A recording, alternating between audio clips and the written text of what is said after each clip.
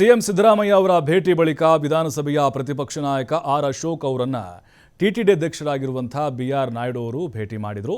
ಬೆಂಗಳೂರಿನ ಜಯನಗರದಲ್ಲಿರುವಂತಹ ಶಾಸಕರ ಕಚೇರಿಯಲ್ಲಿ ಅಶೋಕ್ ಅವರನ್ನು ಭೇಟಿ ಮಾಡಿ ಮಾತುಕತೆ ನಡೆಸಿದರು ಬಿಆರ್ ನಾಯ್ಡು ಅವರು.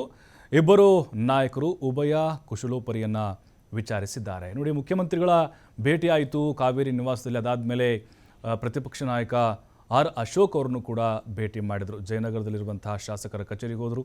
ಅವ್ರಿಗೂ ಕೂಡ ಅಷ್ಟೇ ಶಾಲನ್ನು ಹೊದಿಸಿ ಹೂಗುಚ್ಛವನ್ನು ನೀಡಿ ಪ್ರೀತಿಯಿಂದ ಮಾತುಗಳನ್ನು ಆಡಿದರು. ಅಶೋಕ್ ಅವರು ಕೂಡ ಅಷ್ಟೇ ಅವ್ರನ್ನ ಬಹಳ ಖುಷಿಯಾಗಿ ವೆಲ್ಕಮನ್ನು ಮಾಡಿಕೊಂಡ್ರು.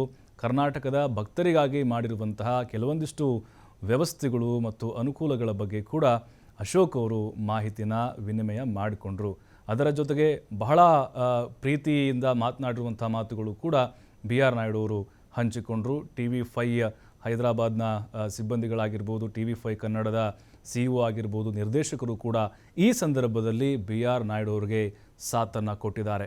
ಅಂದರೆ ಕರ್ನಾಟಕ ಮತ್ತು ಏನೀಗ TTD ನಡುವಿನ ಸಂಬಂಧ ಹೇಗೆ, ಜೊತೆಗೆ ತಿರುಪತಿಗೆ ಕರ್ನಾಟಕದ ಭಕ್ತರು ಸಂಖ್ಯೆ ಯಾವ ರೀತಿಯಾಗಿ ದುಪ್ಪಟ್ಟಾಗಿದೆ, ಅದರಲ್ಲೂ ಬಿಆರ್ ನಾಯ್ಡು ಅವರು ಅಧ್ಯಕ್ಷರಾದ ಮೇಲೆ ಏನೆಲ್ಲ ಸುಧಾರಣೆಗಳನ್ನು ತರಲಾಗಿದೆ, ಅದೆಲ್ಲದರ ಬಗ್ಗೆ ಕೂಡ ಅಶೋಕ್ ಅವರು ಮೆಚ್ಚುಗೆಯನ್ನು ವ್ಯಕ್ತಪಡಿಸಿದರು.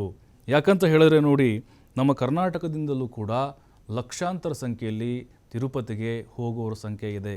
ಅದರ ಜೊತೆಗೆ ತಮ್ಮ ಮನೆ ದೇವರು ಕೂಡ ತಿರುಮಲ ಇರೋದರಿಂದಾಗಿ ಸಾಕಷ್ಟು ಅನುಕೂಲಗಳು ಕೂಡ ಆಗಬೇಕು ಅಂಥೇಳಿ ಈ ಹಿಂದಿನಿಂದಲೂ ಅದು ಬೇಡಿಕೆ ಇತ್ತು.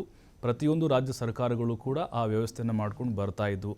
ಅದರಲ್ಲೂ ಬಿಆರ್ ನಾಯ್ಡು ಅವರು ಆ ಒಂದು ಅಧ್ಯಕ್ಷತೆಯನ್ನು ವಹಿಸ್ಕೊಂಡ ಮೇಲೆ, ಅಂದರೆ ಅವರು ಸಂಪೂರ್ಣವಾಗಿ ಜವಾಬ್ದಾರಿ ತೆಗೆದುಕೊಂಡ ಮೇಲೆ ಕರ್ನಾಟಕದ ಭಕ್ತರಿಗಾಗಿಯೇ ವ್ಯವಸ್ಥಿತವಾದಂತಹ ಅನುಕೂಲಗಳನ್ನು ಮಾಡಿಕೊಡ್ತಾ ಬರ್ತಾ ಇದ್ದಾರೆ. ಹಾಗಾಗಿಯೇ ಇದು ಎರಡೂ ರಾಜ್ಯಗಳ ನಡುವಿನ ಉತ್ತಮ ಬಾಂಧವ್ಯಕ್ಕೂ ಕೂಡ ಕಾರಣ ಆಗ್ತಾ ಇದೆ. ಬಿಆರ್ ನಾಯ್ಡು ಅವರನ್ನ ಬೇರೆ ಬೇರೆ ಮುಖಂಡರು ಕೂಡ ಭೇಟಿಯನ್ನು ಮಾಡಿದರು. ಇಲ್ಲಿರುವಂತಹ TTD ಕಚೇರಿ ಏನಿದೆಯಲ್ವಾ, ಅಲ್ಲಿನ ಸಿಬ್ಬಂದಿಗೂ ಕೂಡ ಭೇಟಿಯನ್ನು ಮಾಡಿ ಕೆಲವೊಂದಿಷ್ಟು ಮಾಹಿತಿಗಳನ್ನು ಹಂಚಿಕೊಂಡರು.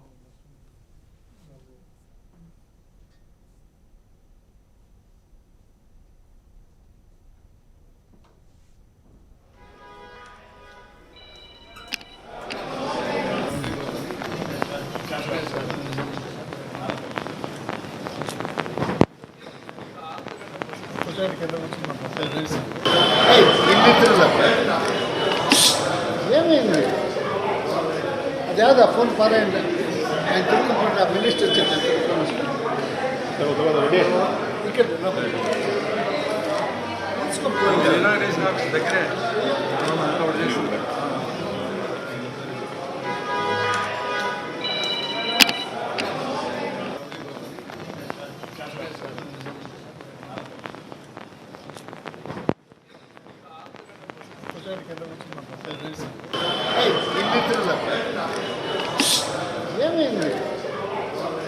ಅದ್ಯಾವುದು ಫೋನ್ ಫಾರೆನ್ ಮಿನಿಸ್ಟರ್